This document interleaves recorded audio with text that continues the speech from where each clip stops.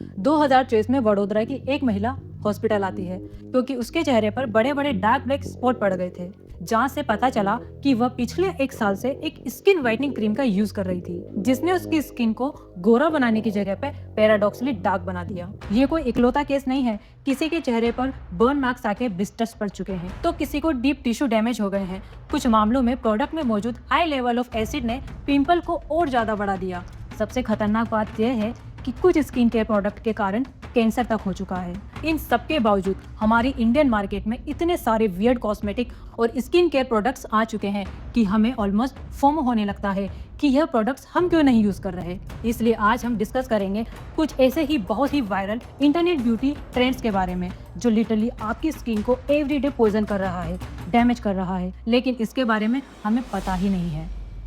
चलिए बात करते हैं first product, skin lightening cream की। International Journal of Advances in Medicine में एक केस पब्लिश हुआ था। इसमें 39 साल की एक लेडी का जिक्र है जो अपने ब्यूटिशियन के कहने पर 4% hydroquinone based cream daily use कर रही थी ताकि उसकी स्किन फेयर हो सके, लेकिन इसका उल्टा असर हुआ। उसकी स्किन पर गहरे काले स्पॉट्स पड़ने लगे।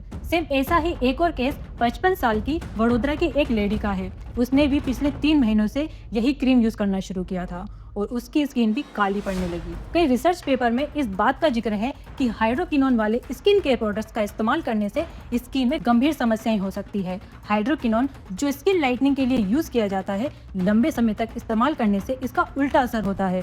यह स्किन में डार्क ब्लैक स्पॉट डेवलप करता है, जिसे मेडिकल टर्म में ऑक्रोनोसिस कहते हैं। ये क्यों होता है?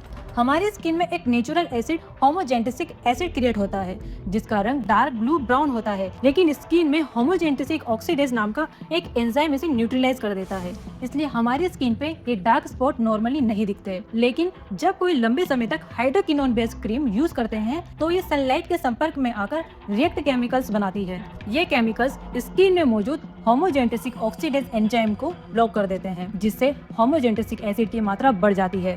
नतीजन स्किन पर डार्क स्पॉट और ब्लैकनिंग दिखने लगती है। हाइड्रोकिनोन के इन खतरनाक साइड इफेक्ट्स के चलते अप्रैल 2019 में भारत में इसका over the counter sale ban कर दिया गया था, लेकिन इसके बावजूद आज भी हाइड्रोकिनोन बेस्ड क्रीम खुलेआम मार्केट में बिक रही हैं। नेक्स्ट एक कॉस्मेटिक प्रोसीजर है माइक्रोनीडलिंग, जो आजकल सेलिब्रिटीज के बीच काफी पॉपुलर हो रहा है और लोग इसे घर पर भी ट्राई कर रहे हैं। लेकिन कई केसेस में देखने को मिलता है कि जब लोगों ने इसे खुद से घर पर ट्राई किया तो उनकी स्किन में डीप टिश्यू डैमेज हो गए। इस प्रोसीजर में माइक्रो नीडल से स्किन पर कई छोटे छोटे पंचर्स किए जाते हैं। इससे स्किन को लगता है कि उसे उस एरिया में ज्यादा कोलेजन, इलास्टिन और ब्लड सप्लाई की जरूरत है ताकि वो एरिया हील हो सके। इस प्रोसेस में जो नई स्किन सेल्स बनती है वो पहले से ज्यादा हेल्दी, यूथफुल और ग्लोइंग होती है। इस पूरे प्रोसीजर में नीडल्स का डेप्थ बहुत इंपॉर्टेंट होता है। यूएस एफडीए ने इसे ओवर द काउंटर यानी होम ट्रीटमेंट के लिए बैन किया हुआ है। डॉक्टर्स भी यही रिकमेंड करते हैं कि 0.5 mm डेप्थ वाले नीडल ही यूज किए जाएं, वो भी क्लिनिकल सेटअप में। लेकिन इंडिया में 0.5 mm तो छोड़िए 1.5 mm तक डर्मा रोलर्स भी खुलेआम बिकते हैं, जिन्हें लोग बिना किसी प्रोफेशनल की मदद के घर पर यूज कर रहे हैं। ये डिवाइसेस आसानी से ऑनलाइन शॉपिंग प्लेटफॉर्म जैसे Amazon पर उपलब्ध हैं, लेकिन इन्हें घर पर यूज करने से पिगमेंटेशन, डीप टिश्यू डैमेज और ब्लड कैपिलरीज डैमेज होने का खतरा रहता है। So not use to micro needling और डर्मा रोलर एट होम। ये असल में कोई होम डिवाइस नहीं है।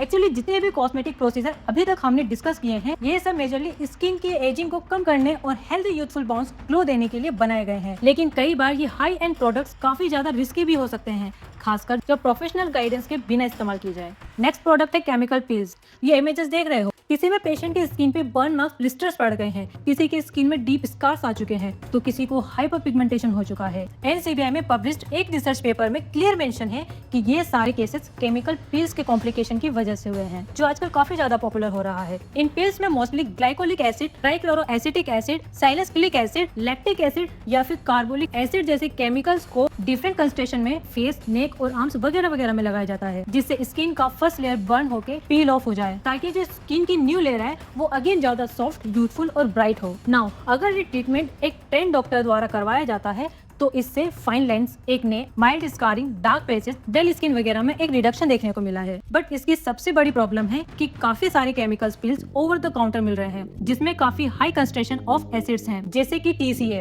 एक्चुअली केमिकल पिल्स मोस्टली 3 से 4 एंटीसिटीज के मिलते हैं, जिसमें से इंडियन जर्नल ऑफ डर्मेटोलॉजी में मेंशन है कि सिर्फ लाइट यानी कि सुपरफिशियल पिल्स ही इंडियन स्किन टोन के लिए सेफ है। मीडियम पिल्स ऑफ कोर्स काफी ज्यादा प्रिकॉशंस के साथ प्रोफेशनल सेटअप में यूज किया जा सकता है, स्पेशली डार्क स्किन पेशेंट्स में ये अवॉइड करना चाहिए। और deep peels are absolute not recommended for Indians. But हमारे देश में डी पिल्स जिनमें TCA एसिड की कंसंट्रेशन 50% से भी हाई होती है, वो भी एकदम इजीली ओवर द काउंटर मिल जाता है। इंडियन स्किन टोन और स्पेशली डार्क स्किन टोन को इसे अवॉइड करने के लिए इसलिए कहा गया है कि जो TCA एसिड होता है वो स्किन के हाई कंसंट्रेशन ऑफ मेलेनिन के साथ इजीली रिएक्ट करके ऐसे काफी सारे कॉम्प्लिकेशंस कर लेता है। इसलिए उसी रिपोर्ट में ये भी मेंशन है कि सिर्फ एक doctor with a post graduate degree in dermatology he trend है ऐसे केमिकल प्रोसीजर करने के लिए। इसलिए आपको अपने फिजिशियन की क्वालिफिकेशन पे ध्यान देना चाहिए और हमेशा ट्राई करो कि जितना हो सके लो एसिडिक कंसंट्रेशन के केमिकल पिल्स ही यूज करें।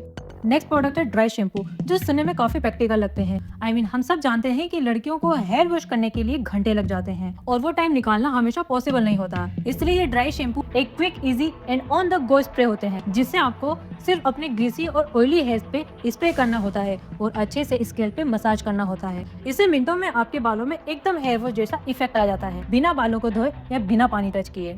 आई नो सुनने में ये काफी टेम्पिंग प्रोडक्ट लगता है, लेकिन हाल ही में USA के एक इंडिपेंडेंट लैब ने वहाँ बिक रहे कई सारे ड्राई शैम्पूज को टेस्ट किया था और आप यकीन नहीं करोगे, लगभग 70% शैम्पू में उन्हें हाई लेवल ऑफ बेंजीन मिले, जो कि एक कार्सिनोजेनिक केमिकल है जो ह्यूमन बॉडी के लिए एक प्रकार के ब्लड कैंसर का कारण बन सकता है। कई स्टडीज में पाया गया है कि एक छोटे से लेवल का बेंजीन भी ह्यूमन बॉडी में कैंसर डेवलप कर सकता है। इस रिसर्च में उन्हें कई ड्राई शैम्पूज मिले जिनमें बेंजीन 170 गुना ज्यादा था। दरअसल उन्होंने एक पूरी लिस्ट भी जारी की थी जिनमें उन सारे प्रोडक्ट्स के नाम थे जिनमें बेंजीन था, लेकिन इन प्रोडक्ट्स में से कई आज भी भारतीय मार्केट में खुलेआम बिक रहे हैं। इनमें बेंजीन की वजह से हाई रिस्क ऑफ कैंसर हो सकता है, लेकिन फिर भी दो तो आज भी हमारे देश में खुलेआम बिक रहे हैं।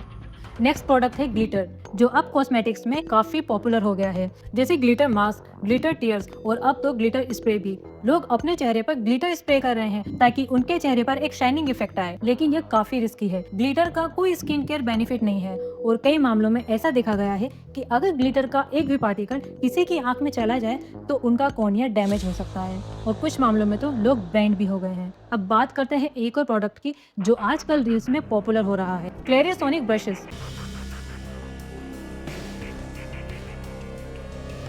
ये दावा करते हैं कि इससे आपकी स्किन एकदम क्लीन हो जाएगी, लेकिन सेंसिटिव स्किन पर ये काफी ज्यादा अब्रेसिव हो सकता है। खासकर एक्ने प्रोन स्किन के लिए ये खतरनाक हो सकता है, क्योंकि इसके ब्रिसल्स एक्ने को पंचर करके बैक्टीरिया को पूरे चेहरे पर फैला सकते हैं, जिससे एक्ने और बढ़ सकता है। कॉस्मेटिक प्रोडक्ट्स का यूज करना ठीक है, लेकिन हमें खुद को इन प्रोडक्ट्स के बिना भी अच्छा महसूस करना चाहिए। यह सब कुछ सिर्फ हमारे दिमाग में होता है कि हम खुद को कैसे देखते हैं।